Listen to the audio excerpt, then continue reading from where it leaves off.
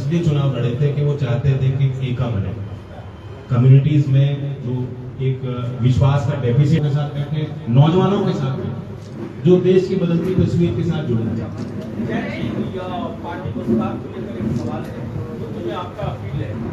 क्या बिहार के बाद अब उत्तर प्रदेश की बारी है? क्या उत्तर प्रदेश में भी एनडीए गठबंधन टूट जाएगा? क्या भारतीय जनता पार्टी अब बेनकाब हो रही है?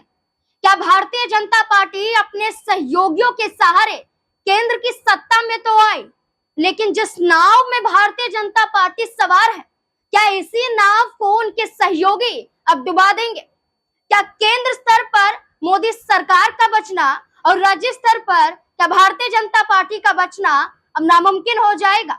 क्या देश भर में भारतीय जनता पार्टी ने साबित कर दिया है कि उनका एक फैसला हर बार सही नहीं हो सकता है?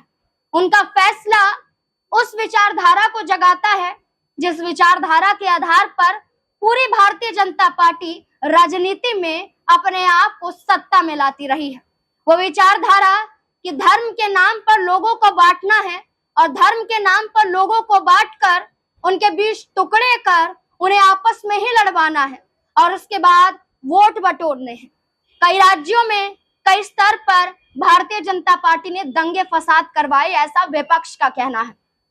विपक्ष का कहना दिल्ली दंगे हुए, बिहार दंगे हुए, पश्चिम बंगाल में दंगे हुए, कई ऐसे राज्य जहां दंगे ना हुए हो, तमाम राज्यों में दंगे हुए, गुजरात में दंगे हुए, अब उत्तर प्रदेश में दंगा फसाद करने की बारी है। क्या भारतीय जनता पार्टी पर विपक्ष का आरोप लगाना क्या अब सिद्ध हो रहा है? क्या भारतीय जनता पार्टी का उस बिल को लोकसभा राज्यसभा में पास करवाना क्या यही मंशा है? क्या भारतीय जनता पार्टी का साथ अब सहयोगी दल छोड़ ही देंगे? दरअसल इन दिनों देश भर में वक्फ संशोधन कानून का मुद्दा मुखरता के साथ आग की चपेट में आ रहा है, क्योंकि जहां वक्फ संशोधन बिल को राज्यसभा, लोकसभा और राष्ट्रपति द्रौपदी मुर्मू द्वारा हस्ताक्षर करवाने के बाद मंजूरी कानूनी रूप से मिल जाती है, तो वहीं वक्फ संशोधन कानून के खिलाफ सुप्रीम कोर्ट में याचिकाएं दाखिल हो जाती हैं। एकाएक करके भारतीय जनता पार्टी के सहयोगी दलों से मुस्लिम नेताओं का इस्तीफा शुरू हो जाता है और यही इस्तीफा अब भारतीय जनता पार्टी को तो नहीं बल्कि उनके सहयोगी दलों को नुकसान पहुंचा रहा है। जहां नीतीश कुमार, जहां चिराग पासवान, जहां ओपी राजभर, तो वहीं जयंत चौधरी जैसे बड़ा चेहरा, वो चेहरा जो समाजवादी पार्टी के लिए इतना जरूरी बना कि लोकसभा चुनाव में 7 से 8 लोकसभा सीटें ऑफर करने के लिए अखिलेश यादव तैयार हो गए, लेकिन जयंत चौधरी अपनी बात पर अड़े रहे और जयंत चौधरी ने रुख भारतीय जनता पार्टी का कर लिया। आज आलम यह है कि 2 ही सीटों को बचा पाए जयंत चौधरी, क्योंकि उन्हें 2 ही सीटें मिली। अब ऐसे में जयंत चौधरी खुद केंद्र में बैठे हुए मंत्री तो हैं, लेकिन ये दावा किया जा रहा है कि जल्द जयंत चौधरी को मंत्री पद भी छोड़ना पड़ेगा और बीजेपी का साथ भी छोड़ना पड़ेगा, क्योंकि जयंत चौधरी की पार्टी से कई मुस्लिम नेताओं ने जयंत चौधरी पर बड़े इल्जाम लगाकर पार्टी को ही छोड़ना सही समझा। इस्तीफा प्रदेश महासचिव से लेकर कई मुस्लिम नेताओं ने ये कहकर छोड़ दी पार्टी, ये कहकर इस्तीफा सौंप दिया कि जयंत चौधरी तो कहते हैं कि वो तो सेकुलर है, जयंत चौधरी सिर्फ जाटों की राजनीति नहीं करते हैं, जयंत चौधरी दलितों के लिए भी प्यारे हैं, मुसलमानों के लिए भी दुलारे हैं और जाट का तो भरपूर वोट, भरपूर प्यार उस नेता को मिलता है जो किसान नेता कहे जाते हैं, जो किसानों की पार्टी कही जाती है आरएलडी। आरएलडी वो पार्टी है जिसने किसानों के लिए मैदान में उतरकर बीजेपी को भी ललकारा है। इसमें जयंत चौधरी की भी बड़ी भागीदारी रही है, लेकिन आज यही जयंत चौधरी भारतीय जनता पार्टी का साथ देकर फंस गए। वक्फ संशोधन बिल का समर्थन संसद में तो किया गया, लेकिन वक्फ संशोधन कानून का विरोध जब आरएलडी में होने लगा तो जयंत चौधरी समझाने के लिए एक जागरूक इंसान बनकर सामने आ गए। एक ऐसे जागरूक नेता दिखाई दिए जो जागरूकता तो फैला रहे हैं, लेकिन साथ ही साथ उन्हें भी डर है कि कहीं उनकी पार्टी बिखर गई तो बीजेपी उन्हें मजबूत करने वाली तो नहीं है। क्या कुछ वक्फ संशोधन कानून को लेकर जयंत चौधरी ने चुप्पी तोड़ते हुए बड़े बड़े ऐलान कर डाले। सुनिए जरा। और किसी ने भी ये नहीं कहा कि वो उनको ये महसूस हो रहा है कि देश की दिशा गलत की तरफ जा रही हो या लोकदल ने अपने असूलों के साथ कोई समझौता किया हो। दे डू फील, चिंताएं होती हैं और चिंता को दूर करने का काम भी वो नेता करेंगे। मैंने हर एक मुस्लिम लीडर को जिम्मेदारी दी है कि आप छोटी छोटी बैठक करें, आप मस्जिदों में जाएं, समाज के नेताओं इमामों के साथ बैठें, नौजवानों के साथ बैठें, जो देश की बदलती तस्वीर के साथ जुड़े हैं। पार्टी को सुधार को लेकर एक सवाल है, तो जो आपका अपील है, युवाओं को राजनीति करने के लिए प्रेरित कर रहे हैं, आपकी पार्टी का उत्साहित हो जाए। You should be aware, private bill मैंने जब मैं एमपी था पेश किया था कि 21 साल की उम्र में अगर आप वोट कर सकते हो, शादी कर सकते हो, अधिकारी बन सकते हो, समाज के लिए फैसले ले सकते हो, तो जिस चुनाव में वोट कर रहे हो उसमें आप एक प्रत्याशी नहीं बन सकते। तो विधायक और सांसद बनने की एज भी घटनी चाहिए। और फिर मुझे लगता है कि हमारे सांसद चंदन चौहान ने भी दोबारा एक पिटीशन इसमें संसद की प्रक्रिया में शामिल की।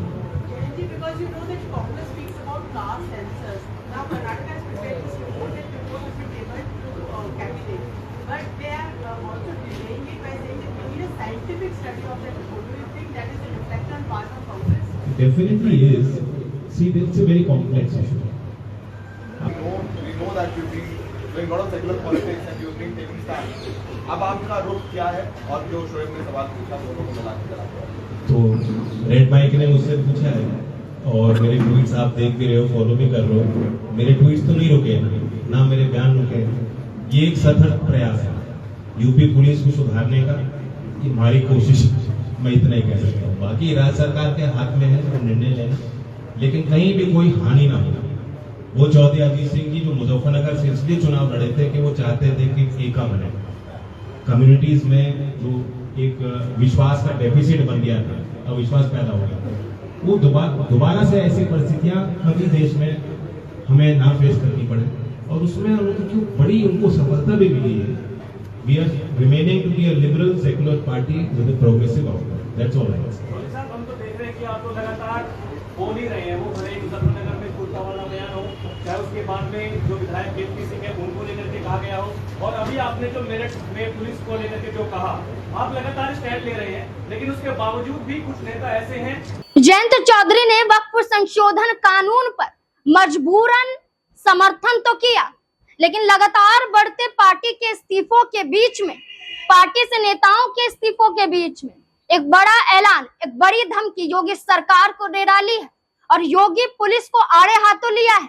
जयंत चौधरी ने अब अखिलेश यादव का समर्थन कर डाला है, जहां अब तक अखिलेश यादव जो समाजवादी पार्टी के राष्ट्रीय अध्यक्ष हैं, उनका ऐलान रहा है कि उत्तर प्रदेश में कानून व्यवस्था सिर्फ नाम की रह गई है। कानून खुद आरोपों में घिरा हुआ है, कानून खुद अपने आप को बचाने के लिए सरकार का इस्तेमाल करता है। सरकार भी कानून को बचाने के लिए बखूबी आगे आकर उनके एक पिता का रोल अदा करती है। जब जुम्मे की नमाज और होली के बीच में एक बड़ा बयान दिया गया और संबल के सीईओ अनुज चौधरी ने ये कहा कि अगर किसी को आपत्ति है तो घर में नमाज पढ़े, लेकिन होली तो जरूर खेली जाएगी। अनुज चौधरी कहते हैं कि किसी को होली से आपत्ति है तो वो बाहर ही ना निकले। अनुज चौधरी ने कहा तो जुम्मा तो हर हफ्ते आ जाता है, होली साल में एक बार आती है। तब अखिलेश यादव ने इसका पुरजोर विरोध किया, जयंत चौधरी ने पुरजोर विरोध किया, लेकिन उत्तर प्रदेश के मुख्यमंत्री योगी आदित्यनाथ ने यह कहा कि वो सही तो कह रहे हैं, इसमें गलत क्या कहा है। योगी आदित्यनाथ ने तो समर्थन दिया, लेकिन इसके बाद जब ईद की नमाज को लेकर विवाद खड़ा हुआ, जब मेरठ पुलिस द्वारा ये आदेश दिए गए कि सड़कों पर नमाज पढ़ी गई तो लाइसेंस जब्त कर लिया जाएगा, पासपोर्ट निरस्त कर दिया जाएगा, तब योगी आदित्यनाथ ने मुंह पर टेप लगा ली। योगी आदित्यनाथ समर्थन में उतर गए, लेकिन अखिलेश यादव ने ललकारा तो जयंत चौधरी ने ये कहा कि ये कैसा न्याय है जहां होली सड़कों पर खेलने के लिए पूरे दिन के लिए इजाजत दे दी जाती है, लेकिन कुछ मिनटों के लिए नमाज पढ़ने की इजाजत नहीं मिलती है। आखिरकार कैसी पार्टी है, कैसी राजनीति है। अब इसी योगी पुलिस को लेकर एक बार फिर से जयंत चौधरी ने बड़ा ऐलान किया है।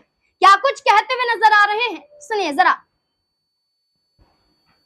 जयंत चौधरी ने कह दिया कि अब योगी पुलिस को तो सबक सिखाकर ही दम लेंगे, जब तक सुधार नहीं देते हैं, जब तक पीछे कदम नहीं खींचेंगे। अब ये दावा किया जा रहा है, एक तरफ मजबूरी है लेकिन दूसरी तरफ इंसाफ दिलाने की बात है। योगी पुलिस के कान मरोड़ते हुए जयंत चौधरी ने कह दिया कि जब नेम प्लेट का विवाद था तब कुर्ते पे नाम लिखवाने की बात कर अपनी ही सरकार को ललकार गए थे।